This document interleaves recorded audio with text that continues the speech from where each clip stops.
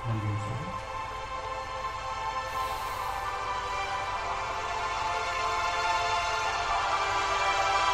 listening to the Go Like a Martial Hour on freedomtalkradio.net.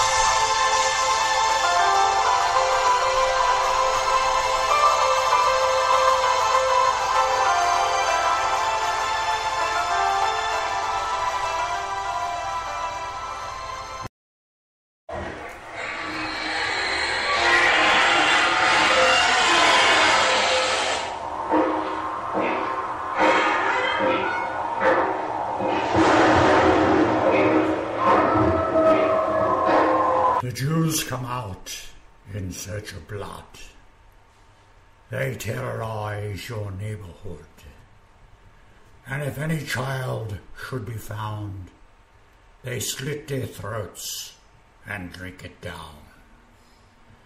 But the golightly martial hour is close at hand to rid the Jews from your promised land and cast them back with their hounds of hell to rot within their corpses' shell.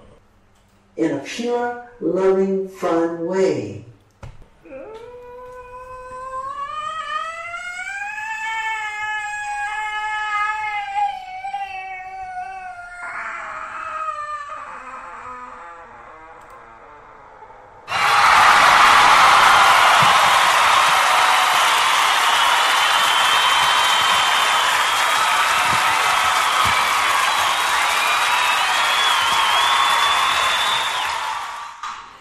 Are we having fun yet? Loads. Hi there, guys. Well, it's a Friday. Friday is Fly Day, and what date is it? 9th of October in the year 2015. And we have one person over in the chat room. I'll go over and see who that is. That's our live audience.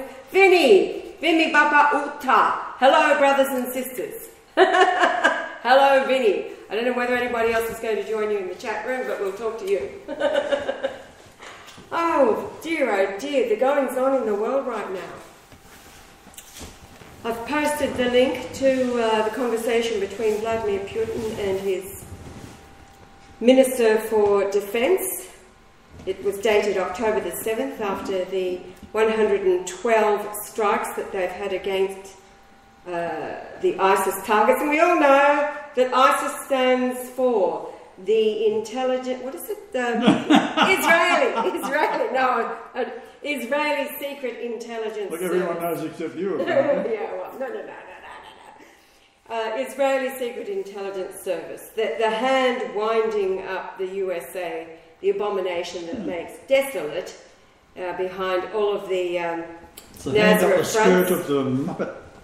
What's the that? United States. It's the Jewish hand up the skirt of the Muppet, USA. Yes, yeah, totally. Now, I've got to, this is, like we all know that now it's getting around in the speed of lightning through the net, the pamphlets that were dropped, and I watched the video where they were dropping them from the plane over Syria, the 3 different pamphlets. The one, the cartoon style, with that hand that we're talking about, Israel winding up the USA, and the terrorists with the, what is that, the rocket launcher or whatever it is that they carry around? Bazooka. All right.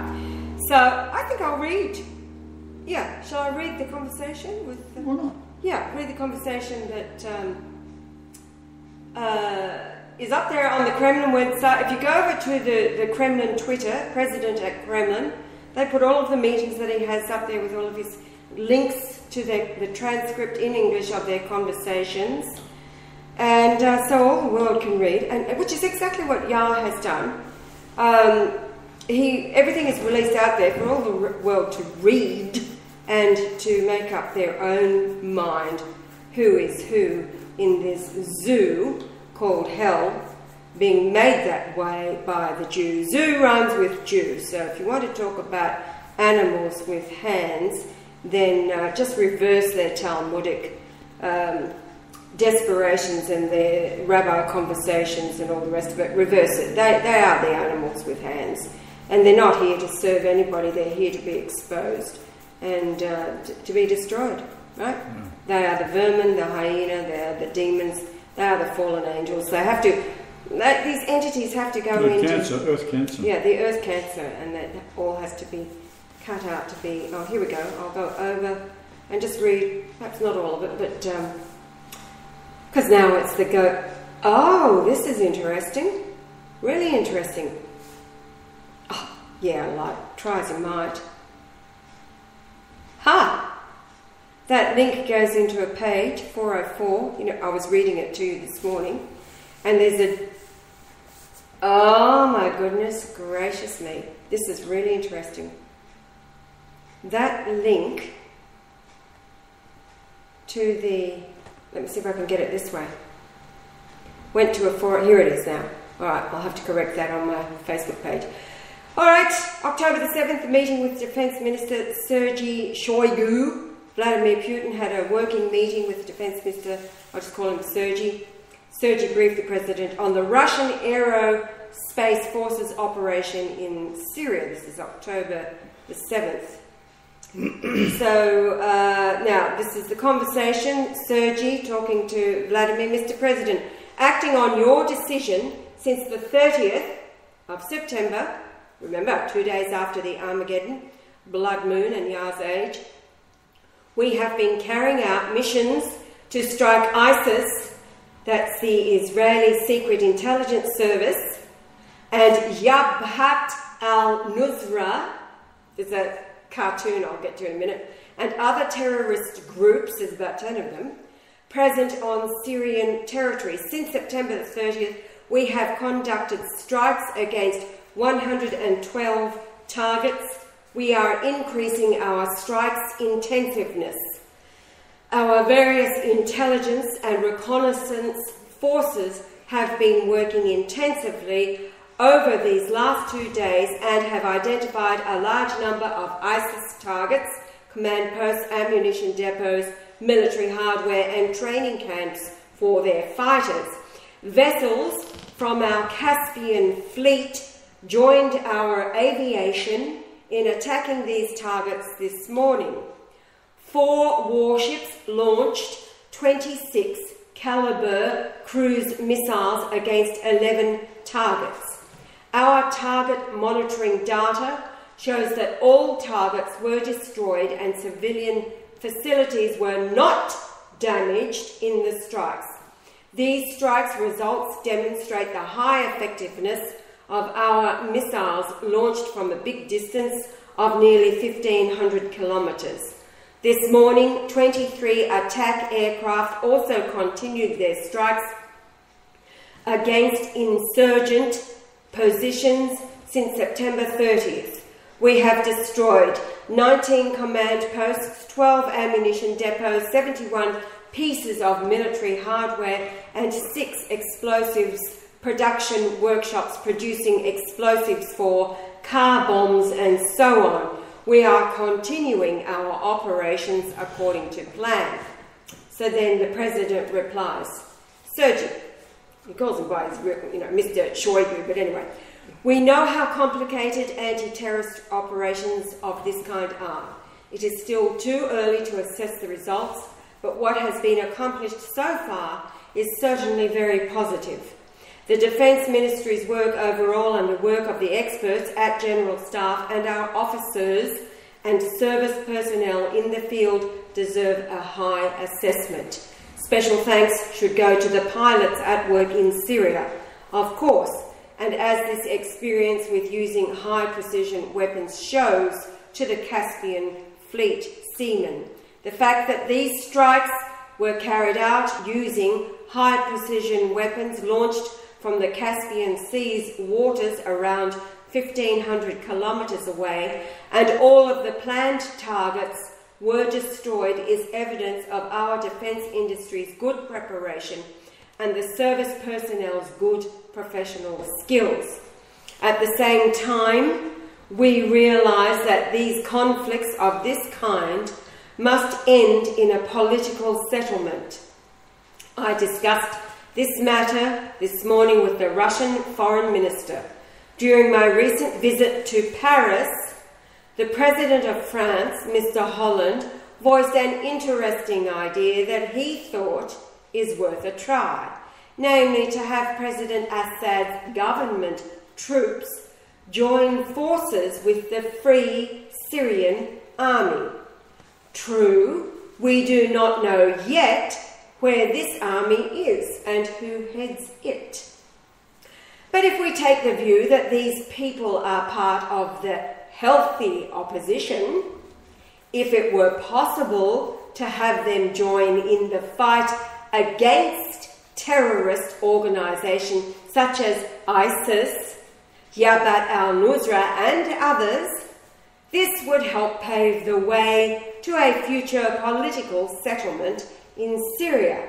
And we all know that 95% of the Syrian people returned Assad throughout the skirmish, this international war against Syria. It's not a civil war, never has been. That's just the catchphrase that the media uses. Okay, so the Foreign Ministry will continue these efforts, given that we are in contact with practically all of the opposition forces. But I ask you too to support the Foreign Ministry's efforts through your partnership channels. That is my first point. Listen to this. Second, we must continue working with our foreign partners, because without their participation, without the participation of Saudi Arabia, Turkey, the United States, Iran, Iraq and other neighbouring countries, this work has little chance of being organised as it should. In this respect, I have a question. What is the situation with work between our defence experts and their US and Turkish partners to coordinate things, or at least keep each other informed? So basically he's asking for what's the intelligence from them? Are they sharing information? Sergi says, we have organised contact with our Turkish partners. We now have direct communication between the Turkish Army's Central Command Post and our National Defence Control Centre to organise our operations along the Turkish border so as to avoid incidents involving violation of airspace. We held a video conference with our American colleagues and began examining matters regarding ways to ensure our joint work and security in this territory.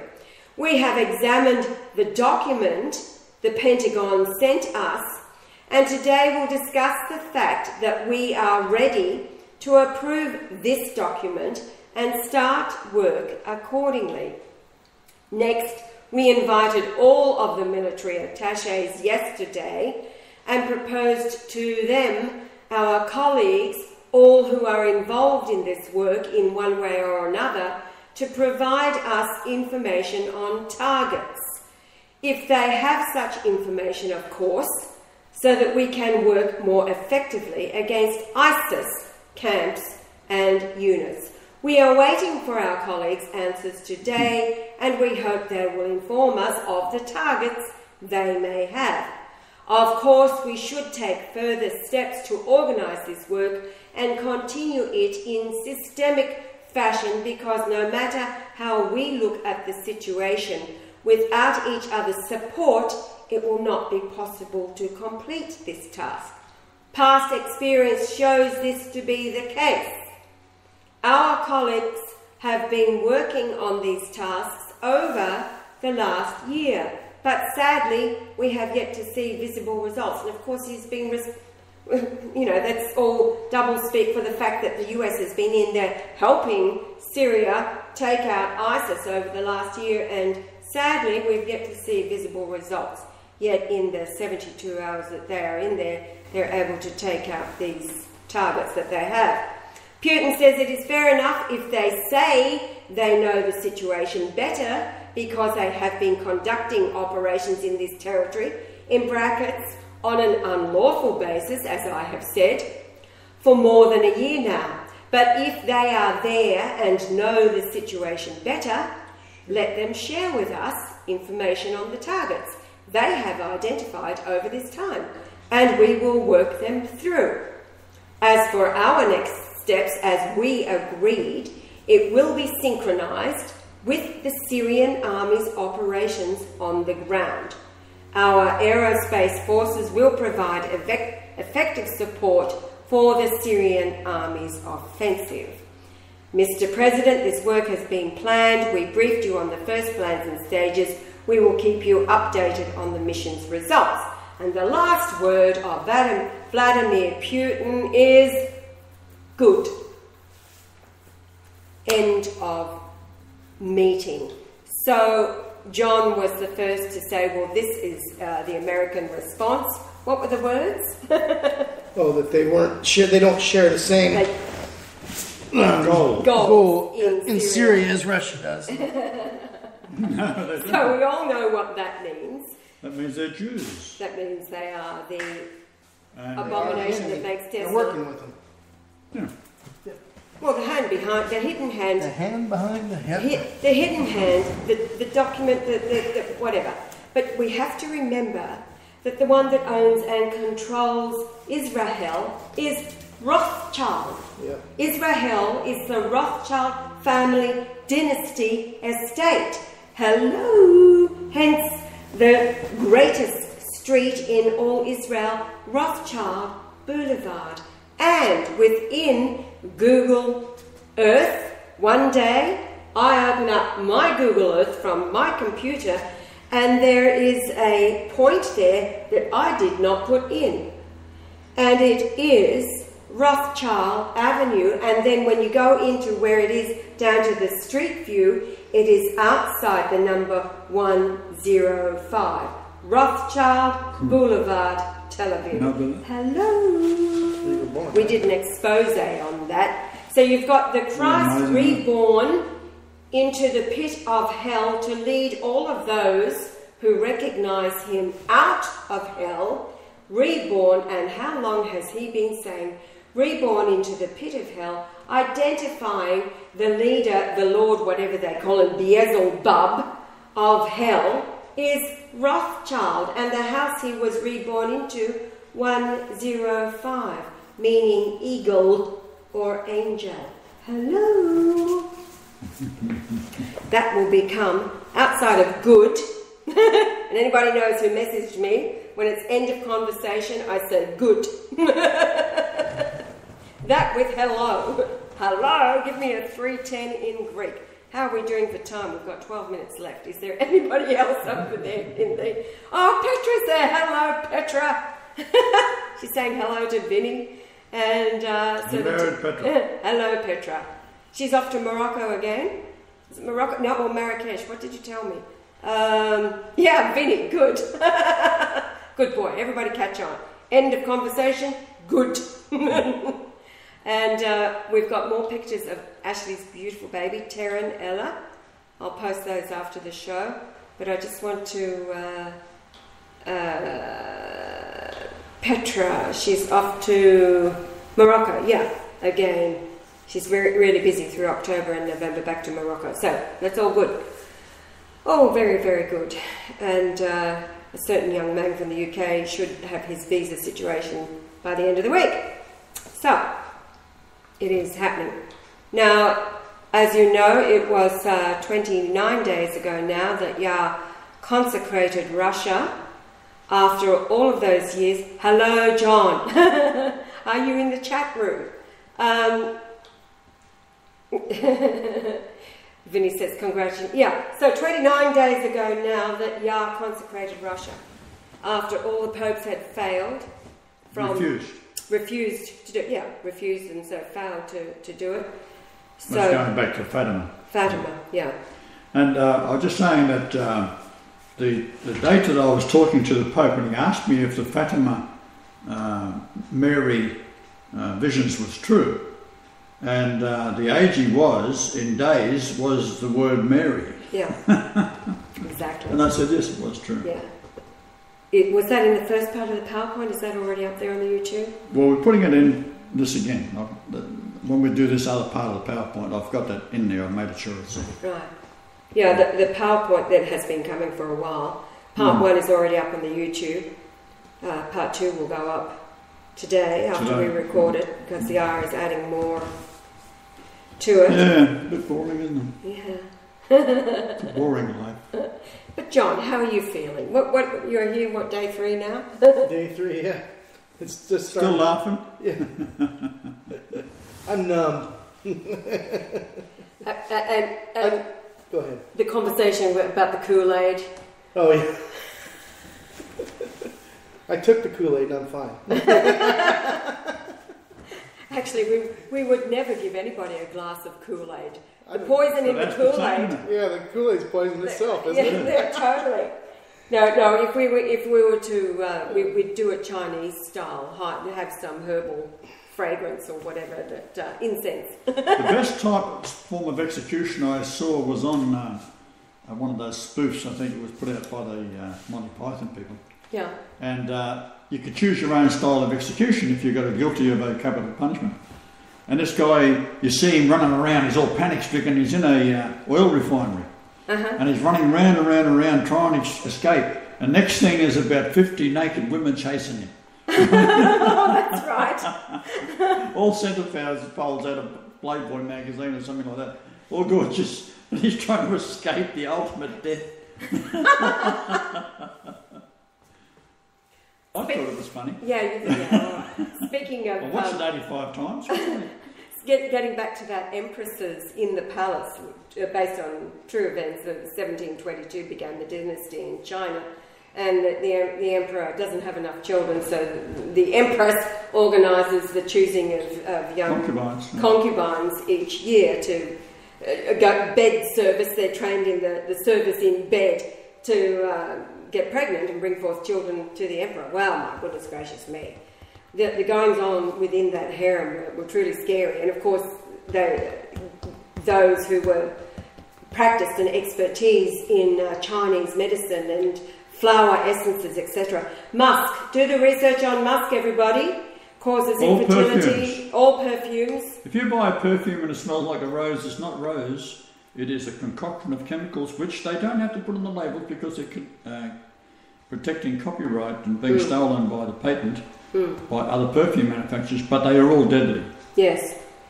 All designed to bring about perfumes, underarm deodorant, toothpaste, it's all deadly, it's all Jewish. Yeah, so God bless the incense. Jews. A lot of you, do you research on incense? Actually, watch that Empress in the Palace for 4 episodes, I think it was. Truly scary. And even essential oils. Oils are really powerful. They're the most natural state. That's like the lifeblood of the plant, and they're really powerful to be used therapeutically. And they can instantaneously heal, because some of them, like the rose oil, which is the highest resonation, because it's the life, anything that's alive has a resonation and can be measured scientifically by a spectrometer in a laboratory. But a rose oil has the highest resonation. I think it's 380 hertz, and then the next one after that might even be sandalwood or frankincense, one of those. But anyway, rose oil is the lifeblood of the plant itself, the petals. These are real living things. So even those, you must do the research on what it is that you are inhaling and what their benefits are. And many things that you see that are announced as a benefit today can stop you from even being able to conceive, which in the Jew world order is a benefit. That's what they're trying to do. But so yeah, it's good to know exactly what the benefits and dangers of all of your natural essences and oils and things are as well. But many of them are now, when they're instantaneous, therapeutic is used over a period of time, it will bring about the healing.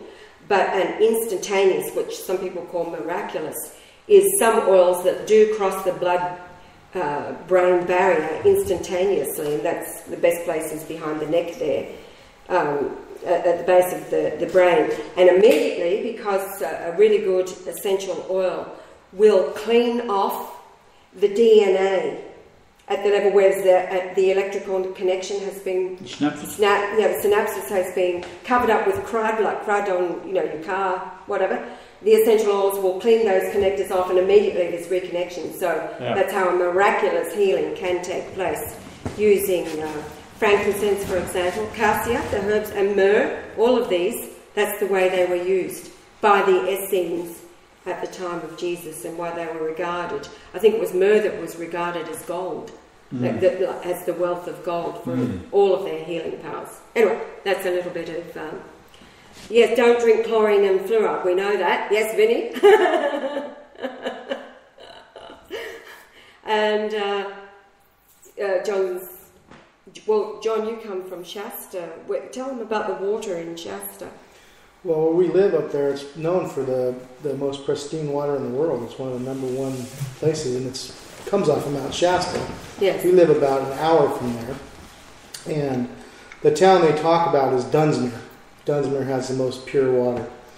And that comes from Mount Shasta, and it runs all the way from basically Northern California to about 2 hours from the Oregon border. And it runs from there all the way down to the Sacramento Basin. And the water is just, it's pure up there. I mean, you can't get any better than that. But and so it's just a perfect example of, in my industry, if you were from the Bay Area or Sacramento and you saw me take water out of a tap and put it in a fish tank, you would freak out. Yes. Because they don't use their water out of the tap. They use RO water, reverse osmosis. They won't touch the water out of the tap because they'll kill your fish. Yeah. And they see me taking that water right out of the tap, mixing it up with salt water, and put it right in the fish tank, and the fish do fine. They just thrive. Yes. So that's just a perfect example of how pure the water is up there. We can take it right out of the tap. Yeah. And they do put chlorine in the water, but no fluoride. Yeah. That was years ago. It was probably about 10 years ago. There was a big uproar about them wanting to add fluoride to the water, and the whole county was like totally against it, and they shut it down. Yeah. So we're pretty sure there's no fluoride in the water up there. Well... and the chlorine, they don't use a lot of chlorine. Yeah. Now, the thing that will break down chlorine is vitamin C. You can throw a vitamin C tablet in a glass of water, and it will cause the chlorine to become inert. As a matter of fact, we had orange peels in our shower head, fixed in our shower head, so as the water's passing through. Because here we don't have fluoride. John phoned them, and they couldn't afford the fluoride, so there's no fluoride in Harvey Bay water. But the way to break down fluoride too is a sprig of wheatgrass. Again, it will pull apart the molecular construct of the fluoride, and it becomes inert. So there's two things for you: vitamin C, anything. It'll just destroy the chlorine. It becomes inert. If you're having a bath out of your tap water, toss in a bit of vitamin C, a couple of pills, or we've got powdered vitamin C here, or an orange. Throw in a whole orange, mandarin peel, anything. And that'll pull it apart. So it works quick. Yes. Minute amount. Yes. Yeah. And simple things to destroy what they add. And John, you've taken what now? 4? 3, and I need to take another one today. 3 calcium hypochlorite capsules. And describe. Well, we noticed last night. I noticed last night right away that I wasn't scratching as much. Because I'm always scratching it all the time. It's always dry and irritant. And I noticed last night, I thought to myself, wow, I haven't caught myself scratching. Yeah. This morning I was a little bit, but I took a long bath today, and I think that's what it was. Once I got out of it, my hands started to dry out. Yes. And I haven't taken another one today yet, but we're going to keep track of it on the video. So. When you take a bath, we've got plenty of bicarb soda. Toss some into the bath, and it'll make it really soft. We're getting low on it. What's that, We're mate? getting low on bicarb. All right, we'll get some next time we go to town. And bicarb soda, as with magnesium chloride, all these things in the bath draw toxins out. That's why I say, being there for half an hour or whatever, because it's drawing stuff out, usually through your feet, out through the pores of your skin, any toxins. Well, you know, I didn't think about it. Remember the first day I was here, I told you I had the cramps in my leg. Yes, and I gave you the magnesium. I had it twice in this leg and once actually in the calf. Yeah. Of my left leg. Right. And you gave me that magnesium that morning. Nothing. Yeah. Nothing. Cramps, leg cramps, all the Charlie horses they call them. It's magnesium. Oh, yeah. Now the other thing, because here I've got a spray too. You can do. I gave John the magnesium tablets to take. Yeah. But also topically, I've got magnesium chloride. They call magnesium oil. Mm-hmm. There's no oil about it. It's just that it has a slippery feel. It's actually a saturated magnesium flakes, chloride flakes in hot water to dissolve it, and becomes a very slippery feel. Right. And that's applied topically. That'll take care of your cramps and everything too. And I use it. I make our own deodorant, underarm deodorant. And most of it is that, so it's being taken in, and but it will sting. It's very strong, so you need to dilute it a bit if you're going to use it as a skin application. Yeah.